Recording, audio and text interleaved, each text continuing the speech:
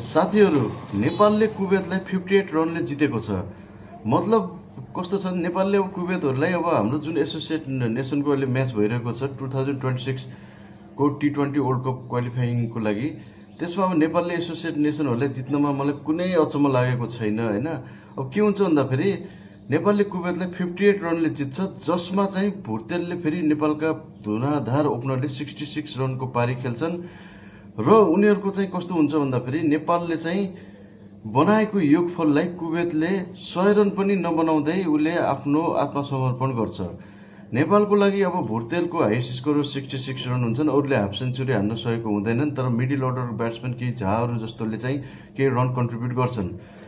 बदलामा नेपालले बोलिङ गर्दा फेरि हाम्रो लामिछानेले एक ओभरमै 2 विकेट लिन्छन्, सन्दीप लामिछानेले, त्यस्तै राजवंशीले पनि 2 विकेट, अनि कामीले पनि 1 विकेट लिन्छन्, यादवले पनि 1 विकेट लिन्छन्, भुर्तेलले 1 विकेट, पौडेलले 2 विकेट। अब यहाँ कस्तो छ भन्दा फेरि यो म्याच जित्यो, अब नेपालले ब्याटिङ ठिकठाक गर्यो नै भन्छु, ठिकठाक हैन राम्रै गर्यो भन्छु। किन भन्दा अब यसले गर्दा नेपाल अझै नजिकै टी20 वर्ल्ड कप 2026 मा हुन गइरहेकोमा पुगिसकेको छ। अब कस्तो फर्मेट छ भन्दा फेरि यो एबीसी 3टा ग्रुपहरु छन्। ए ग्रुपमा तपाईको यूएई, कतार र मलेसिया छ, ग्रुप बी मा नेपाल, कुवेत र जापान छ, ग्रुप सी मा ओमान, सामोआ र पीएनजी छ। अब के हुन्छ भन्दा फेरि ग्रुप ए बाट चाहिँ पहिला के हुन्छ भन्दा फेरि एउटा म्याच खेल्छन्, ग्रुप बी बाट एउटा म्याच खेल्छन्, ग्रुप सी बाट एउटा, मतलब एउटा टिमलाई हरेक ग्रुपमा 2टा म्याच हुन्छ। अनि त्यसपछि ग्रुप ए बी सी बाट 2टा बेस्ट टोलीहरु नेक्स्ट राउन्डको लागि सुपर 6 को लागि सेलेक्ट हुन्छन्। अनि 6वटा टिमको फेरि म्याच खेलेपछि त्यसबाट टप 3 टिम चाहिँ तपाईको 2026 को टी20 वर्ल्ड कपमा चाहिँ सेलेक्ट हुन्छन्। यही हो यसको चाहिँ सिम्पली फन्डा भनेको पनि, अब यसको मेन म्याचको ब्रेकडाउन भने पनि।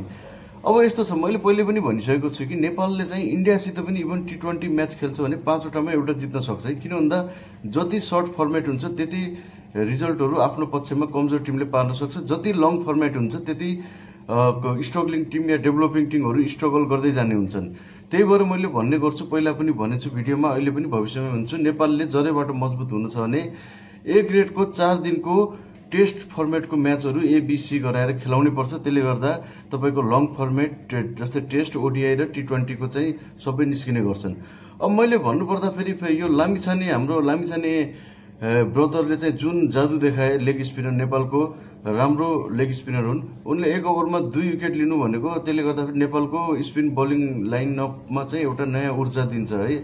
अब उनमा पनि कन्फिडेन्सहरु दिएको हुन्छ। अब हामीले अब अरु भुर्तेलको के कुरा गर्ने, बलिङमा पनि धुवाधार गरेकै छन्, अलराउन्डर रोल खेलेका छन् भुर्तेलले भन्नु पर्दा। जस्तै आसिफ शेखले पनि अब आज रन बनेन, तर उनी पनि विकेट किपर ब्याट्सम्यान अलराउन्डरै भूमिका हुन्छन्। नेपालको जुन 2टा सेट ओपनर छन् भुर्तेल र आसिफ शेख, यिनीहरु अझै 5 वर्षसम्म यिनै हुन्छन् जस्तो लाग्छ मलाई टी20 र 50 मा। यिनीहरुमा एउटा नभए अर्को नभए अर्को, दुईटाले एक आपसलाई राम्रो कम्प्लिमेन्ट गरेको देखिन्छ। अनि अर्को कुरा, हाम्रो नेपालको जुन बलिङहरु हुन्छ, जस्तै ब्याटिङ अलराउन्डरले पनि बलिङ गरेका छन्, इभन रोहित पौडेलले सम्म, सबैले गर्दा फेरि 2-3 1-2 ओभर निकाल्दा फेरि ओभरहरु चाहिँ मजाले डिस्ट्रिब्युट हुन्छ, हरेक किसिमका बलर हुन्छन्। त्यसले गर्दा फेरि अपोजिसन ब्याट्सम्यानलाई टाइममा सेट हुने टाइमै पाउँदैनन्।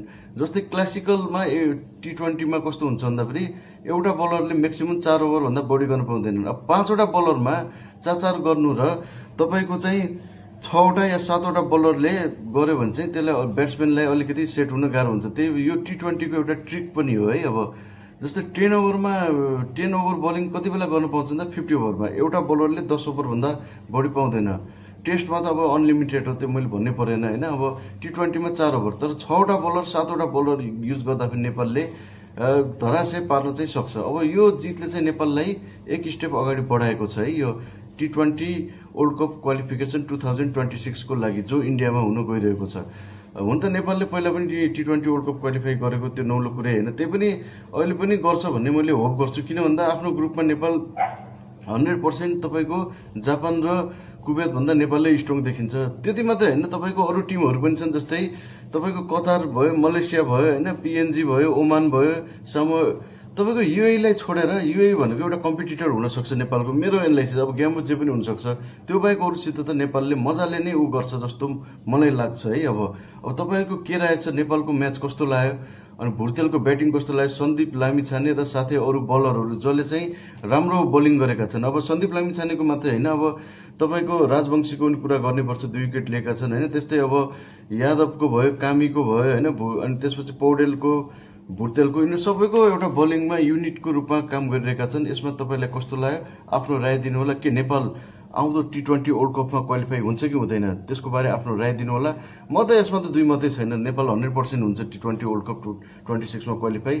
नेपालले केमा अगाडि बढ्छ? क्रिकेटमा। त्यो हामीले बिर्सिनु हुँदैन। त्यही भएर सरकारले पनि विभिन्न ठाउँमा एकाडेमी बनाएर लेडिज र जेन्ट्सलाई क्रिकेटको एकाडेमी बनाउने र क्रिकेटलाई प्रमोट गर्नुपर्छ। अरू स्पोर्ट्सलाई पनि नगर्नु म भन्दैन, गर्नुपर्छ, तर बढी प्रायोरिटी क्रिकेटलाई। किन भन्दा हामी नेसनल र इन्टरनेसनल लेभलमा क्रिकेट जसबाट जति अगाडि बढेछौँ अरू स्पोर्टबाट हामी बढेको छैनौँ। त्यो यथार्थ हो, त्यो बुझ्नुपर्छ। हावातालमा मुडे बलमा होइन, फुटबलै लोकप्रिय भनेर फुटबललाई पनि गर्नुहोस्, तर आफू जेबाट अगाडि बढिन्छ त्यो क्रिकेटलाई नेसनल वाइज लग्नुपर्छ माथि भन्ने मेरो भनाइ हो। ल, आफ्नो राय दिनु यो नेपालले जितेको म्याचमा। Okay, I am signing out guys, bye by.